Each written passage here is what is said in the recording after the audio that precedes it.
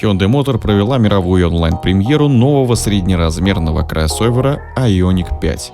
Автомобиль стал первой моделью южнокорейской марки, которую выпустили под новым зеленым суббрендом Ioniq, под которым корейский концерн будет выпускать электромобили.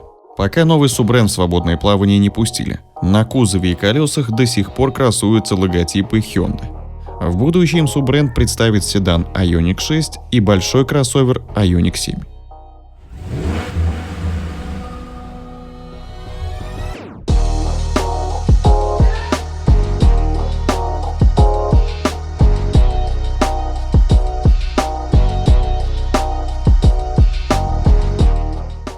Электромобиль Ioniq 5 – первенец модульной платформы EGMP – электрическая глобальная модульная платформа, специально разработанная Hyundai для электромобилей.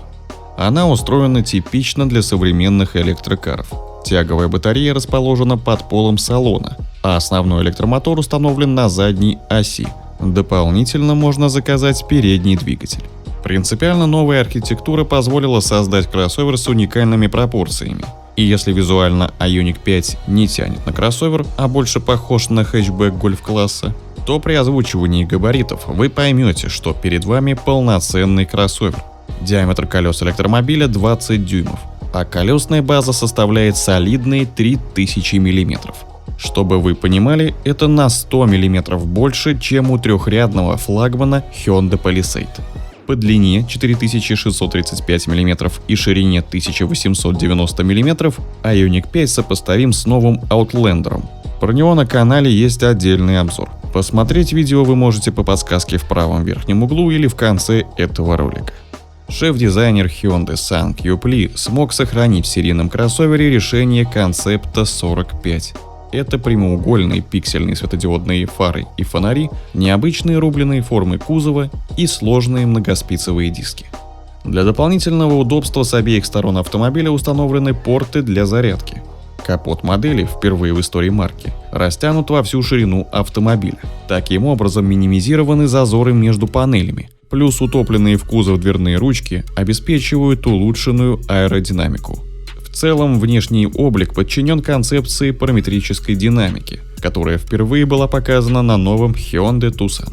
Салон Ioniq 5 разработчики сравнивают с жилым пространством. Благодаря электрической платформе инженерам удалось отказаться от центрального тоннеля, увеличить расстояние между рядами сидений и предложить беспрецедентные для сегмента возможности трансформации салона. Консоль между передними сиденьями сдвигается продольно на 140 мм для удобства посадки-высадки пассажиров. У передних кресел есть атаманки, а спинки могут целиком откидываться назад, чтобы седаки могли принять расслабленную позу. Заднее сиденье сдвигается в продольном направлении на 135 мм. Большое пространство для ног пассажиров задних сидений было достигнуто за счет того, что передние сиденья стали примерно на 30% тоньше, чем обычно. Еще у задних пассажиров есть отдельная зона климата и индивидуальные воздуховоды. Объем багажника от 531 до 1591 литра. Отсек спереди на 57 литров для моноприводного исполнения и на 24 литра для версий с приводом на обе оси. Концепция передней панели с объединенными под одним стеклом 12-дюймовыми экранами приборной панели и мультимедийной системы похожа на мерседесовский комплекс MBUX.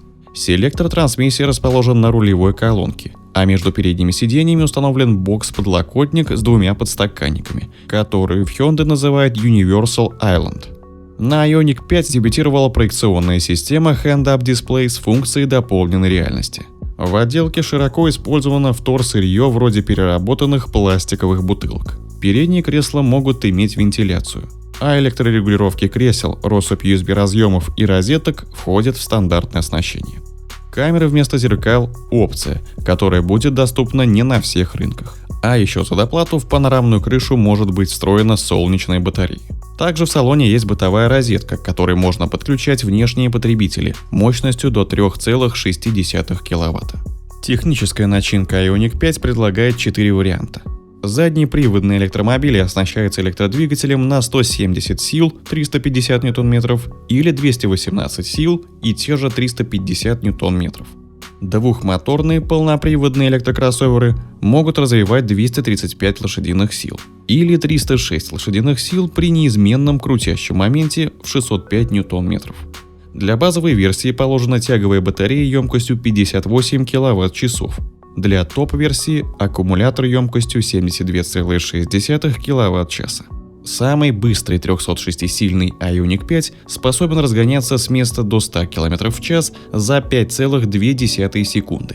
А запас хода заднеприводной модификации с более емкой батареей достигает 480 км по циклу WLTP. Полную информацию о динамике и автономности электромобилей пока не представили. Но известно, что максимальная скорость всех версий ограничена на отметке в 185 км в час.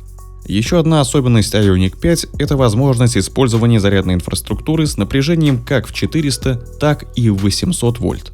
Мультизарядка позволит владельцам пользоваться любыми зарядными устройствами. Причем от 350-киловаттного суперчарджера зарядить батарею с 10 до 80% можно всего за 18 минут.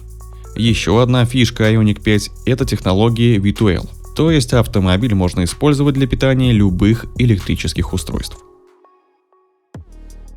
Наконец, Ioniq 5 стал первой моделью Hyundai с автопилотом полноценного второго уровня, то есть с продвинутым круиз-контролем с функцией удержания в полосе.